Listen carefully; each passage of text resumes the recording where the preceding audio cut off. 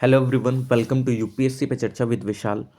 तो आज हम इकोनॉमिक्स का लेक्चर नंबर 33 देखेंगे और इसमें हमारा जो चैप्टर नंबर 15 है तो उसको हम फिनिश कर लेंगे। चैप्टर नंबर 15 जो कि हमारा रमेश सिंह का है, क्योंकि मैं Ramesh Singh as a reference लेके चल रहा हूँ।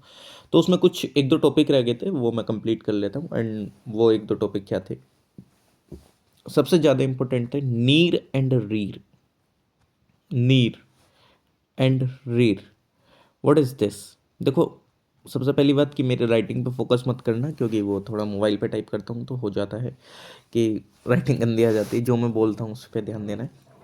नीर अगर आप देखते हैं, नीर का मतलब होता है nominal effective exchange rate. Nominal effective exchange rate, और यहाँ पे हो जाता है रियल इफेक्टिव एक्सचेंज रेट। तो सर इनका एक्चुअल में क्या मतलब होता है? देखिए, इसको मैं एग्जांपल लेके एक ही सेकंड में ख़त्म कर देते हैं। जस्ट लाइक मान लेते हैं कि मेरा कोई एक फ्रेंड है एंड वो अमेरिका में रह रहा है। वो अमेरिका में रह रहा है और मैं इंडिया में रह रहा हूँ। मैं एक दिन अपने फ्रेंड से ऐसे ही कॉल पे ही बात करता हूँ और मैं उससे पूछता हूँ कि आपके यहाँ जो बर्गर है वो कितने रुपए का मिलता है। तो उसने बोला कि जो मेरे यहाँ बर्गर है वो $1 का मिलता है, यानी कि $1 का ये बर्गर मिलता है। अब मेरे अकॉर्डिंग ये जो $1 है, ऑब्वियसली बात है, मान लेते हैं फॉर एग्जाम्पल, ठीक है, कि ये जो डॉलर है ये भारत में कितने रुपए का चल रहा है? $1 यानी कि 62 रुपीज़ का मान लेते हैं फॉर एग्जाम्पल। 62 रुपीज़ का, हालांकि वो फ्लक्चुएट हो जाता है 70-80 ये सब, लेकिन मैं फॉर एग्जाम्पल बता रहा हूँ। $1 62 रुपीज़ का है। अब आप बोलेंगे कि ये जो बर्गर है ये भारत में 62 का मिलना चाहिए, जिस टाइम पे वो अमेरिका में $1 का मिल रहा है। क्यों? क्योंकि हमारे यहाँ एक्सचेंज रेट $1 का 62 रुपीज़ है। लेकिन लेट्स से कि ये भारत में ये जो डॉलर है ये 62 का तो है, लेकिन जो आपको जो बर्गर मिल रहा है वो बर्गर 70 रुपीज़ का मिल रहा है। Now there is a difference कि सर यही बर्गर वहाँ पर $1 में मिल रहा है, तो यहाँ पे जब मैं उसको कन्वर्ट करता हूँ तो वो 62 होना चाहिए, यानी कि हमारे यहाँ वो 62 का बर्गर मिलना चाहिए। लेकिन वो बर्गर मिल रहा है हमारे यहाँ 70 रुपीज़ का। अब जब सर ये 70 रुपीज़ का मिल रहा है तो अब यहाँ से ही हमें पता चलता है क्या, कि ये जो आपने वैल्यू लगाई ये था आपका नीर, और ये जो आपकी एक्चुअल वैल्यू थी ये था आपका रीर। क्यों? क्योंकि आपने इसके अंदर में काफ़ी सारी चीज़ें एडजस्ट हुई हैं, इन्फ्लेशन एडजस्ट हुआ है, बहुत सारी चीज़ें इसके अंदर में ऑलरेडी एडजस्ट हुई हैं, तब जाके ये 70 रुपीज़ का आपको, मतलब आपको ये पड़ रहा है। ठीक है, तब जाके ये आपको 70 रुपीज़ का पड़ा है, वरना ये 70 रुपीज़ का नहीं पड़ता। ओके, तो ये जो नीर है और ये जो रीर है, इसमें सिंपल सा एक ही डिफरेंस है। मतलब डिफरेंस तो काफ़ी सारे हैं, लेकिन आपको समझने के लिए मैं ये बता रहा हूँ कि ये जो नॉमिनल एक्सचेंज रेट है आपका, इसके अंदर में मतलब अगर आप देखेंगे तो वो आपका इन्फ्लेशन एडजस्टेड नहीं है, और बाकी इस अंदर में रीर के अंदर में आपका ये जो नॉमिनल एक्सचेंज रेट रहता है वो आपका एडजस्टेड रहता है। तो इसको आप समझ लीजिए। क्यों? क्योंकि यार इस पे क्वेश्चन एक बना था मेरे हिसाब से 2022 में, और बाकी क्वेश्चन तो बनते ही रहते हैं। ठीक, तो ये आप ध्यान रख लेना। ओके, कि इन दोनों में बेसिक डिफरेंस क्या है। जब तक आपको बेसिक डिफरेंस नहीं पता चलेगा तो आप चीज़ों को आगे नहीं ले सकते हैं, मतलब आगे कैरी फॉरवर्ड नहीं कर सकते। तो ये एक बहुत बेसिक सा और एक बहुत अच्छा डिफरेंस जो कि आपको पता होना चाहिए। चलिए ठीक है, नेक्स्ट मूव करते हैं। अब सर इसमें अगर हमसे कुछ और पूछ लिया जाए, मतलब जस्ट लाइक और मतलब कि और क्या क्या हल्का सा डिफरेंस देखा जाए तो क्या हो सकता है। सर देखिए, इसमें से हल्का जो और भी डिफरेंस है वो बेसिकली तो सबसे पहली बात तो यही है कि इन दोनों में मतलब जो रीर है वो आपको एकदम एक कैलकुलेट करके बताता है। एक एवरेज बाइलेटरल एक्सचेंज रेट लिया जाता है, इसके अंदर में आपका ट्रेड एलोकेशन होता है, इसके अंदर आपका जितना भी मतलब जस्ट लाइक जो भी इन्फ्लेशन है वो सारी चीज़ें कैलकुलेट करके एक आपको एक रियल वैल्यू पता चलती है कि हाँ भाई जो रियल वैल्यू है वो क्या चल रही है। ओके, चलिए नेक्स्ट मूव करते हैं। नेक्स्ट अब आपको यहाँ पे पता होना चाहिए क्या, कि सर ये हार्ड करेंसी क्या होता है, ये सॉफ्ट करेंसी क्या होता है। Hard currency soft currency, hard currency, soft currency. Soft currency होता है, एक आपका हॉट करेंसी होता है, एक आपका हॉट करेंसी होता है, हॉट करेंसी होता है, एक आपका चीप करेंसी होता है, चीप करेंसी, चीप करेंसी होता है, और एक आपका डियर करेंसी होता है। हालांकि ये one of the same he thing हो जाते हैं कई बार। यहाँ पर लिख लेते हैं कि डियर करेंसी, वो डियर करेंसी, डियर करेंसी, ठीक। तो ये भी आप देख सकते हैं। अब इनमें क्या डिफरेंस होता है, क्या नहीं होता है, वो हम आपको बताते हैं। देखो, इसका मतलब ये नहीं है कि आप जस्ट लाइक जैसे हार्ड है तो ये जो करेंसी है वो थोड़ा सा पत्थर की बनी हुई होगी, ठीक है, ऐसा नहीं है इसका मतलब। ओके, तो चलिए हम देख लेते हैं इसका मतलब क्या होता है। देखो, हार्ड करेंसी का मतलब ये होता है कि जो कोई भी करेंसी आपको मार्केट में, मतलब जो एक इंटरनेशनल मार्केट है उसके अंदर में, उस करेंसी के अंदर में काफ़ी ज़्यादा फेथ है लोगों का, यानी कि लोग उसको काफ़ी अच्छी तरीके से यूटिलाइज कर रहे हैं। फेथ इन द सेंस कि जस्ट लाइक जैसे डॉलर है, यानी कि डॉलर का जो है वो मैक्सिमम यूसेज होता है। जस्ट लाइक जैसे आप अगर ये, हाँ, हम इंडिया में बैठे हैं और अगर हम अफ्रीका से ट्रेड करना चाहें तो वो भी डॉलर एक्सेप्ट कर ले रहा है, नॉर्थ अमेरिका से करना चाहें वो भी डॉलर एक्सेप्ट कर ले रहा है, ऑस्ट्रेलिया से करना चाहें वो भी एक्सेप्ट कर ले रहा है, यूरोपियन कंट्रीज से करना चाहें तो वो भी एक्सेप्ट कर ले रहा है। अब डॉलर जो है वो एक सबसे हाईली, मतलब अगर आप बोलेंगे तो हाईली एक्सेप्टेबल करेंसी है। हाईली एक्सेप्टेबल है क्यों? क्योंकि लोगों का इसमें सबसे ज़्यादा फेथ है। और आपको पता है कि अभी धीरे धीरे डीडोलराइजेशन का कंसेप्ट भी लाने की कोशिश कर रहे हैं, क्योंकि वो मोनोपोली चल जाती है फिर एक कंट्री की, ठीक, कि हाँ मोनोपोली रहती है तो फिर वो जैसा चाहे वैसा उसको रेगुलेट कर सकता है, ठीक। तो बट अभी उसमें काफ़ी सारे इश्यूज़ हैं, वो एक अलग चीज़ है, लेकिन मैं आपको बता रहा हूँ। तो ये हार्ड करेंसी वो होती है जिसके अंदर में लोगों का सबसे ज़्यादा फेथ होता है और सबसे ज़्यादा लोग आपस में इसी से ट्रेड कर लेते हैं। बट सिर्फ डॉलर ही नहीं है, इसके अलावा और भी करेंसी है, जस्ट लाइक जैसे आपके पाउंड स्टर्लिंग हो जाती है, मतलब आपके यूरो हो जाती है, येन हो जाती है, यूके स्टर्लिंग पाउंड हो जाते हैं। तो ये भी कुछ करेंसीज हैं जो कि आईएमएफ के एसडीआर में है, स्पेशल ड्राइंग राइट्स होते हैं, लेकिन फिर भी अगर देखा जाए तो मोस्ट एक्सेप्टेबल है डॉलर। हालांकि इनके अलावा भी एक्सेप्टेबल करेंसीज हैं, येन है, स्टर्लिंग पाउंड है, और मतलब यूरो है, बट मैक्सिमम डॉलर को एक्सेप्ट करा जाता है। इसके बाद आती है सॉफ्ट करेंसी। सॉफ्ट करेंसी का मतलब क्या होता है?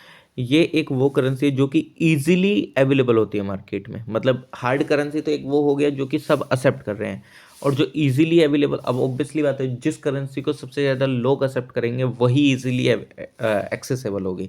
तो यानी कि ये जो सॉफ्ट करेंसी है, इसका मतलब क्या है कि एक तरीके से जो इजीली आपको मार्केट में अवेलेबल हो जा रही है। तो ऑब्वियसली बात है जिस करेंसी के अंदर सबसे ज़्यादा ट्रेड होगा वही इजी अवेलेबल आपको मार्केट में होती है करेंसी। हॉट करेंसी क्या होता है? हॉट करेंसी एक टेम्परेरी नाम दिया गया है इस हार्ड करेंसी को।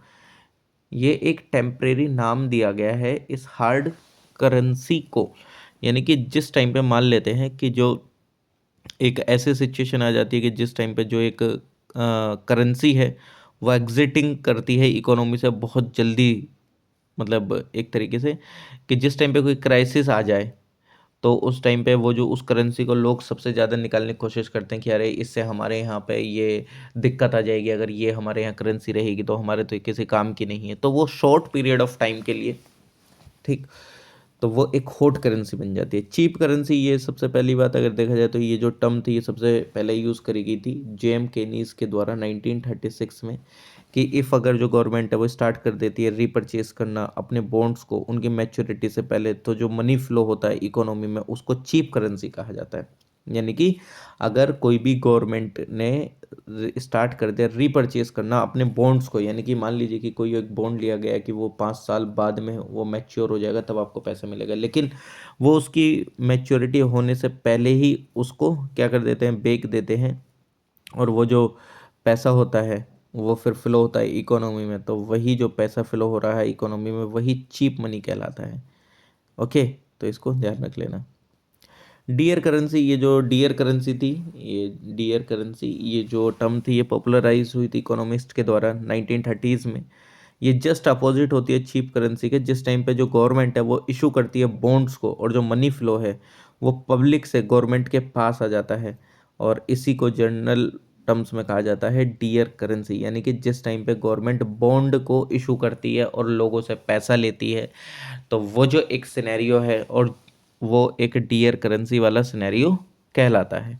तो इसको थोड़ा सा ध्यान रख लीजिएगा। ओके, चलिए आगे कुछ और टर्म्स बता देते हैं आपको।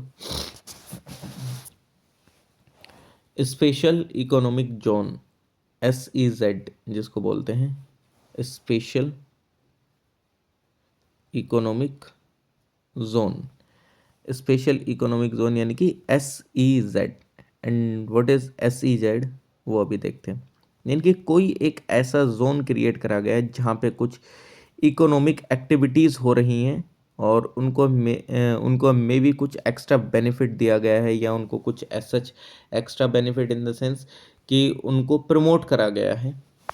अब जो ये स्पेशल इकोनॉमिक जोन है, ये इस तरीके की जो ये पॉलिसी है वो अनाउंस करी गई थी किसके द्वारा, गवर्नमेंट के द्वारा, लगभग 2000 के आसपास।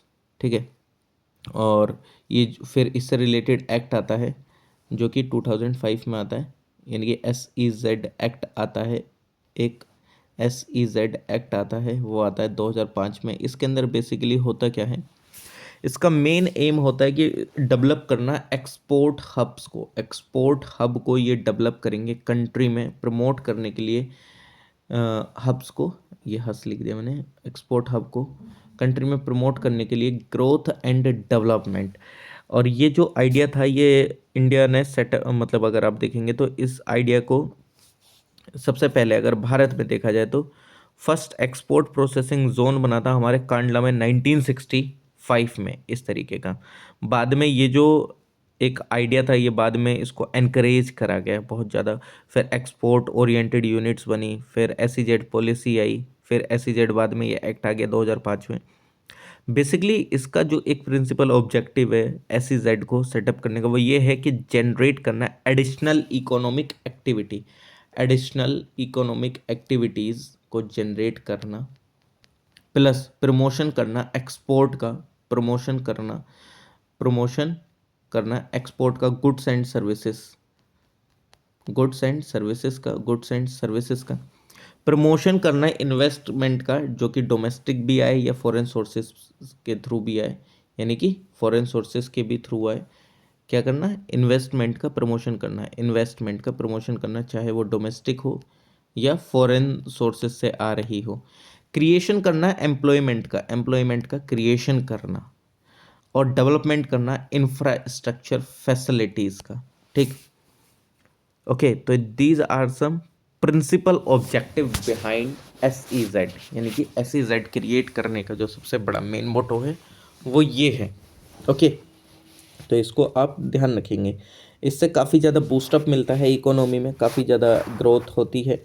और जहाँ पे भी ये SEZ हब्स बनाए जाते हैं तो उनको काफ़ी सारे एग्जम्पशंस दिए जाते हैं, टैक्स से रिलेटेड एग्जम्पशंस, और काफ़ी ज़्यादा चीज़ें मतलब गवर्नमेंट के द्वारा सपोर्ट करी जाती हैं। जस्ट लाइक उनको ज़मीन काफ़ी कम दाम में प्रोवाइड करा दी हैं, और भी बहुत सारी फैसिलिटीज़ उनको दे दी जाती हैं, ताकि हम जो भी इसके ये प्रिंसिपल ऑब्जेक्टिव्स हैं उन पे हम काफ़ी अच्छी तरीके से फोकस कर सकें। ठीक, चलिए, तो ये तो एक हो गया आपका चैप्टर 15 में। मेरे हिसाब से मैं धीरे धीरे कंप्लीट ही होने आ गया था, इसमें कुछ ज़्यादा तो कुछ था नहीं, बाकी और मैं आपको देख के बता दे रहा हूँ। और क्या टॉपिक रह गया इसमें, देखो export promotion related schemes government काफ़ी लेके आई।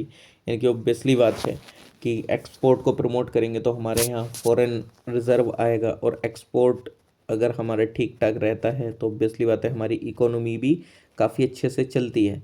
ठीक, एक्सपोर्ट ओरिएंटेड। अब ऐसा नहीं है कि हम सारी चीज़ें के लिए दूसरी वाली कंट्री पे डिपेंडेंट है, जस्ट लाइक जैसे पाकिस्तान के केस में। पाकिस्तान के केस में क्या है कि उसके पास ऐसा कुछ मटेरियल ही नहीं है जो बाहर वो एक्सपोर्ट कर सके। वो सिर्फ एक ही चीज़ पे जी रहा था, वो लोन पे जी रहा था, पैसा मिल रहा था आराम से और वो जिए जा रहा था। लेकिन जिस टाइम पे लोगों ने पैसा देना बंद कर दिया, अब उसके पास कुछ ऐसी चीज़ है ही नहीं जो वो बाहर बेच सके, और जब वो बाहर ही नहीं बेच पाएगा तो पैसा कहाँ से आएगा।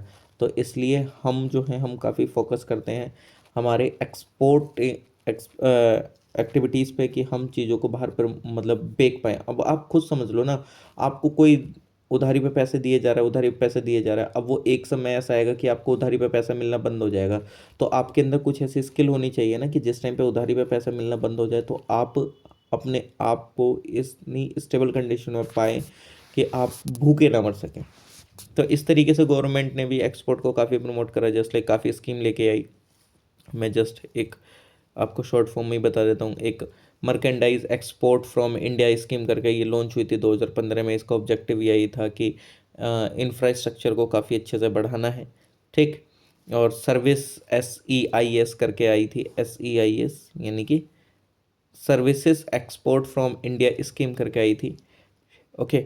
और इसके अलावा अगर आप देखेंगे तो EPCG करके आई थी। तो अगर आप देखते हैं तो जो बजट आता है उसमें भी गवर्नमेंट इन सारी चीज़ों को प्रमोट करती है। EPCG export promotion capital goods scheme करके आई थी। AAS करके आई थी, ये जो थी ये 2020 में आई थी। AAS करके आई थी यानी कि एडवांस ऑथराइजेशन स्कीम करके आई थी, ठीक। और DFIA करके आई थी यानी कि duty free import authorisation, IES interest equalisation scheme. काफ़ी सारी इस तरीके की स्कीम आई जो कि हमारे एक्सपोर्ट को प्रमोट करती हैं, क्योंकि एक्सपोर्ट जितना होगा हमारे लिए उतना ज़्यादा बेनिफिशियल है, ठीक। ट्रेड सरप्लस हमारा जितना रहेगा उतना हमारे लिए बेनिफिशियल रहेगा, और ट्रेड डेफिसिट हमारा रहेगा।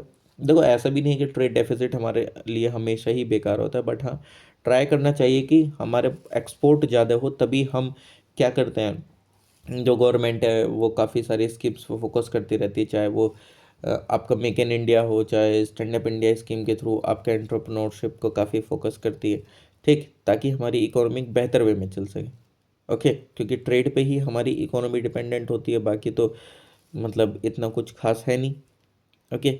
और इसी वजह से आपको पता है कि हमने ट्रेड करने के लिए ही हमने क्या करा था, डी ग्लोबलाइजेशन, यानी कि हमने ग्लोबलाइजेशन करा था, LPG रिफॉर्म लेके आए, ग्लोबलाइजेशन करा। उससे क्या हुआ कि हम वर्ल्ड से कनेक्ट हुए, वर्ल्ड से कनेक्ट हुए तो हमारा ट्रेडिंग हुआ तो हमारा जो हमारी मैन्युफैक्चरिंग एक्टिविटीज़ थी वो काफ़ी ज़्यादा बढ़ी, हमारे इंडस्ट्रीज़ यहाँ पे बढ़े। और बाद में 1991 वाली जो हालत है उसको हमने काफ़ी अच्छी तरीके से संवारा, एकदम ऐसे समझ लो कि हम एक ऐसी कंडीशन में पहुँच गए थे कि जहाँ हम कुछ कर नहीं सकते थे, ओके। तो चलिए ठीक है, ये तो जो चैप्टर 15 है इसमें तो इतना ही है। बाकी हम स्टार्ट करेंगे अब आपका पब्लिक अकाउंट इन इंडिया करके चैप्टर जो है, ओके। या टैक्स स्ट्रक्चर वाला भी स्टार्ट कर सकते हैं। टैक्स स्ट्रक्चर पहले स्टार्ट कर लेंगे या फिर पब्लिक अकाउंट इन इंडिया, क्योंकि मैं सबसे पहले वो चैप्टर कर रहा हूँ जो आपके बहुत ही ज़्यादा इम्पोर्टेंट चैप्टर्स हैं, ठीक। तो चलो मैं स्टार्ट ही कर देता हूँ इसी में, chapter number 16। Chapter number 16, chapter number 16 start कर देते हैं, जो कि हमारा रमेश सिंह से ही मैं फॉलो कर रहा हूँ, क्योंकि रमेश सिंह मेरा एज अ सोर्स है। 16, हाँ ठीक है। चैप्टर नंबर सॉरी 16 नहीं है, 17 है। हालांकि 17 है टैक्स स्ट्रक्चर इन इंडिया। हालांकि करेंगे हम सारे चैप्टर, बट सबसे पहले मैं वो कर रहा हूँ जो कि हमारे लिए बहुत ज़्यादा ज़रूरी है। देखो टैक्स जो होते हैं, टैक्स जस्ट लाइक जैसे यार ऑब्वियसली आते है, ये जो गवर्नमेंट है, गवर्नमेंट क्या कर रही है, गवर्नमेंट को चलाने के लिए खुद को एक पैसा चाहिए, और वो जो पैसा है वो कहाँ से आता है, अल्टीमेटली पब्लिक से पैसा आता है।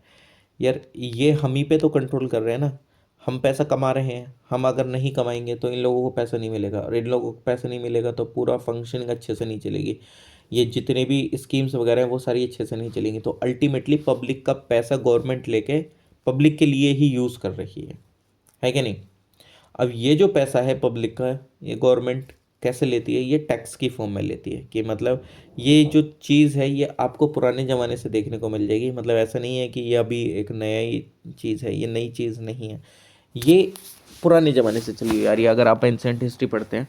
क्योंकि गवर्नमेंट के पास ऐसा कोई सोर्स नहीं है ना जिस पे जहाँ से वो पैसा ले सके या पैसा कमा सके, तो अल्टीमेटली पब्लिक ही है उसका सोर्स, तो पब्लिक से वो पैसा लेती है, ठीक।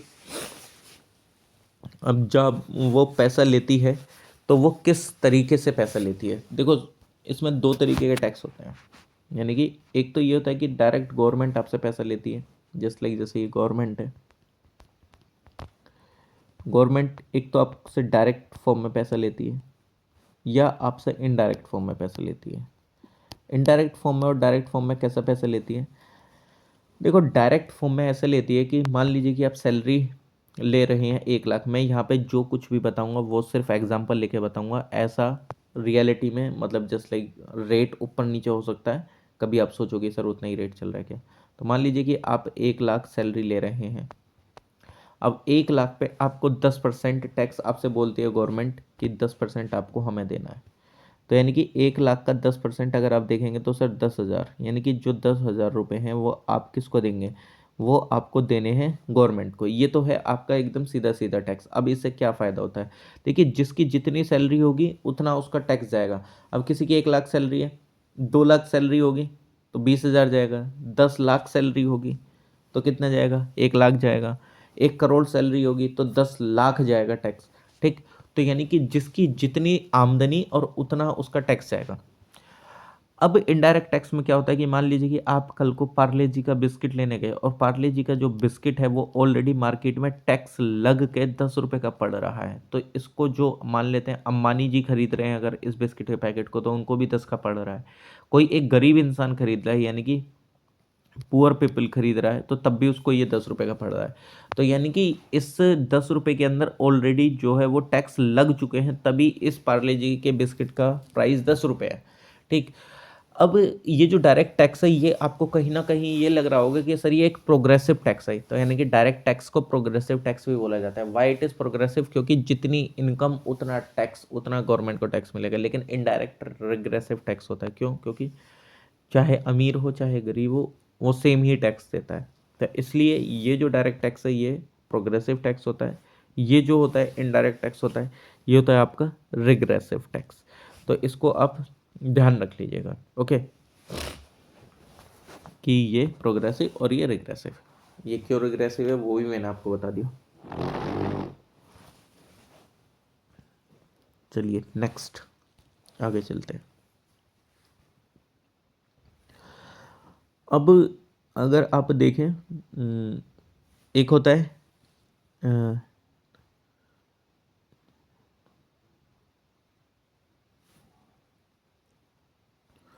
इसके अलावा मेथड्स क्या क्या हैं, कैसे कैसे ज़रूरत पड़ती है, मतलब जैसे लाइक जैसा ये आपका जीएसटी आया, और ये जो जीएसटी आया उससे क्या इम्पैक्ट पड़ा क्या नहीं पड़ा। ठीक। और ये कैपिटल गेन टैक्स, ये सारी कैपिटल टैक्स रिफॉर्म डिस्ट्रीब्यूशन, ये सारी चलो हम बता देते हैं जो जो इम्पोर्टेंट है, खासकर वो तो बताना ही है।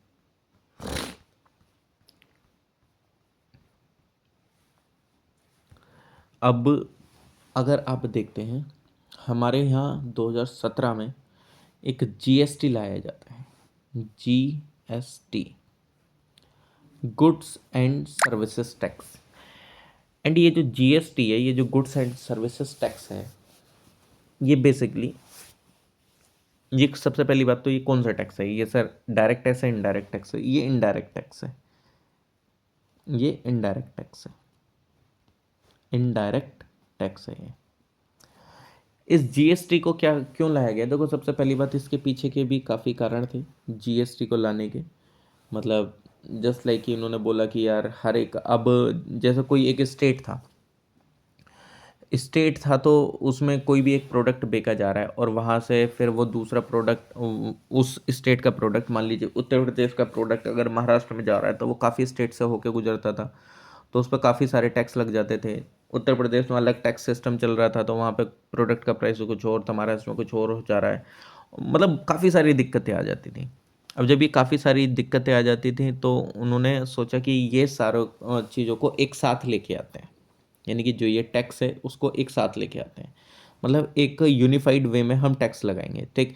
तो इसके लिए 2014 में जीएसटी बिल लाया जाता है, यानी कि 122वां अमेंडमेंट बिल था ये, और इसको अप्रूवल मिल जाता है 2016 में। ठीक। और जो एक्ट है तो वो था 101वां अमेंडमेंट एक्ट 2016। ठीक। और इसके अंदर में क्या होता है कि आर्टिकल 246A इंट्रोड्यूस भी होता है कि जिसमें स्टेट को पावर मिल जाती है टैक्स लगाने की गुड्स एंड सर्विसेज को। और एक जीएसटी काउंसिल बनाई जाती है आर्टिकल 279A के थ्रू जीएसटी काउंसिल। ठीक, जीएसटी काउंसिल क्या होगा कि वो टैक्स को देखेगा, रिफॉर्म करेगा उसमें कि कब कैसे क्या ज़रूरत है। ये जो जीएसटी काउंसिल है इसके अंदर में जो वोटिंग होती है वो ऐसे होती है कि जो सेंटर है उसके पास 1/3 वोटिंग राइट होते हैं, और जो स्टेट्स होते हैं उनके पास 2/3 वोटिंग राइट होते हैं। और इफ़ अगर कुछ भी डिसीजन लिया जाए जीएसटी से रिलेटेड तो ये जीएसटी काउंसिल ही लेगी, जीएसटी काउंसिल ही लेती है। ठीक, तो इसने क्या करा, देखो सबसे पहली बात कि ये जीएसटी जब आया है तो बेसिक डिटेल दे दी मैंने आपको कि इसने एक यूनिफाइड कॉमन मार्केट बना दिया था। ठीक, यूनिफाइड चीज़ें कर दी थी।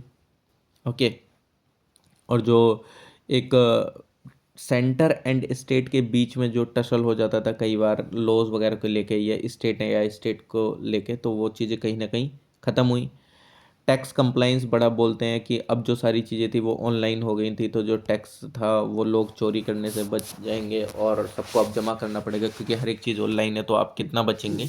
ठीक है, तो वो वाली चीज़, टैक्स इवेजन भी जो था वो भी कम हुआ। ठीक, अब उन्होंने मतलब अगर देखा जाए तो अब इसमें किस तरीके से उन्होंने चीज़ों को डिसाइड करा, किस तरीके से नहीं, वो देख लेते हैं। तो सर जो ये जीएसटी है इसको इन्होंने 3 भागों में डिवाइड करा, जीएसटी को 3 भागों में। एक होता है एसजीएसटी, एक होता है सीजीएसटी, एक होता है आईजीएसटी, आईजीएसटी।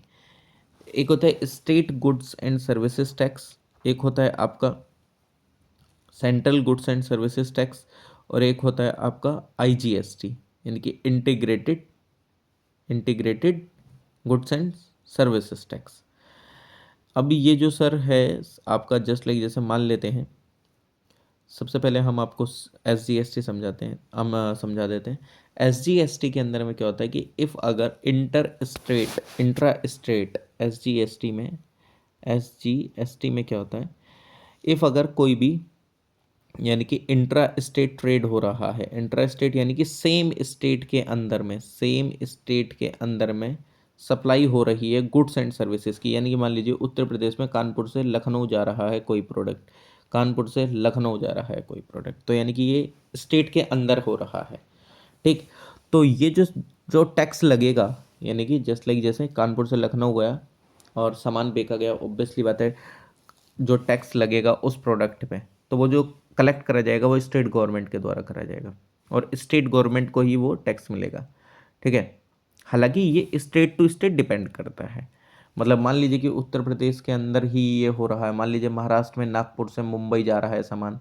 ठीक, अब आप ये नहीं बोलेंगे सर जितना टैक्स कानपुर से लखनऊ के लिए लगा उतना टैक्स ही वहाँ पे लगेगा। एक तो सबसे पहली बात ये, जो आपका प्रोडक्ट ट्रांसफ़र हो रहा है उस पर डिपेंड करता है कि जो गवर्नमेंट है वो कितना टैक्स ले रही है। ठीक है, उसके स्लैब्स आते रहते हैं हर साल, जैसे अभी बजट आया उसमें अलग अलग प्रोडक्ट के अलग अलग टैक्सेस हैं, तो एक तो वो प्रोडक्ट पे भी डिपेंड करता है कि गवर्नमेंट ने कितना उस पर डिसाइड कर रखा है। ठीक, तो ये आपको ध्यान रखनी है। फिर आता है सर अगर देखा जाए तो सीजीएसटी। सर ये जो सीजीएसटी है ये क्या होता है कि जिस टाइम पे आपका मतलब अगर देखा जाए तो जो प्रोडक्ट है विद इन दी मतलब या तो सेम स्टेट में हो रहा हो, ठीक, या इंट्रा यूनियन टेरिटरी हो रहा हो यानी कि with in the same union territory हो रहा हो। ठीक, तो इसके अंदर बेसिकली क्या होता है कि इफ़ अगर आप एक शर्ट बाय कर रहे हैं एक स्टोर से आपकी सिटी से, तो जो सीजीएसटी एंड एसजीएसटी है बिल पे वो दोनों लगेंगे। क्यों, सीजीएसटी कंपोनेंट जो है मतलब जस्ट लाइक जैसे एक शर्ट है, अब उस शर्ट पे जो टैक्स लगने वाला है इसमें क्या होगा इस सीजीएसटी के अंदर में कि जो टैक्स है वो कलेक्ट करा जाएगा किसके द्वारा, सेंट्रल गवर्नमेंट के द्वारा, यानी कि सेंट्रल गवर्नमेंट उस पर टैक्स लगा रही है। ठीक, लेकिन इफ़ अगर उसमें कुछ स्टेट गवर्नमेंट को मिलना चाहिए तो वो उसमें से अपना शेयर में से अपना शेयर रख के तो वो स्टेट को भी दे देती है। वो प्रोडक्ट टू प्रोडक्ट वेरी करता है।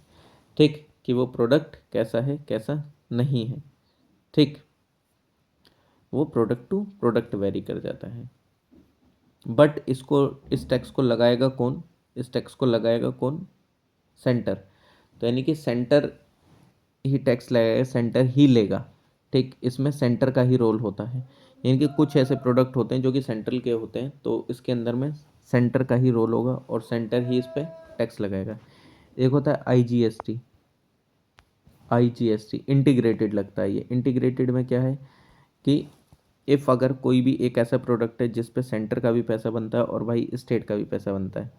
ठीक, आईजीएसटी में क्या होता है कि इफ़ अगर मान लीजिए जो एक मतलब कोई भी प्रोडक्ट है, इफ़ अगर आपने कोई भी एक बुक ऑर्डर करी ऑनलाइन रिटेलर से जो कि अदर स्टेट में, तो आईजीएसटी उस पर लगेगा। स्टेट को जितना है उतना उसका शेयर मिलेगा, सेंटर का जितना उसको उसको वो अपना शेयर अपने पास रख लेगी। ठीक, सीजीएसटी में सिर्फ जो सेंटर का लगता है कि जस्ट लाइक जैसे सेंटर का कोई प्रोडक्ट है तो उसमें सेंटर को ही टैक्स मिलना है। ठीक, तो यहाँ पे ये चीज़ ध्यान रख लेना कि आईजीएसटी में सेंट्रल गवर्नमेंट कलेक्ट करती है, एसजीएसटी में स्टेट गवर्नमेंट, सीजीएसटी में सिर्फ सेंट्रल गवर्नमेंट। ठीक, आईजीएसटी भी सेंट्रल गवर्नमेंट ही कलेक्ट करती है, लेकिन वो डिवाइड हो जाता है। वो डिपेंड करता है कि जो प्रोडक्ट है उसका उसमें सेंटर का स्टेट शेयर कितना है और स्टेट का शेयर कितना है। ठीक,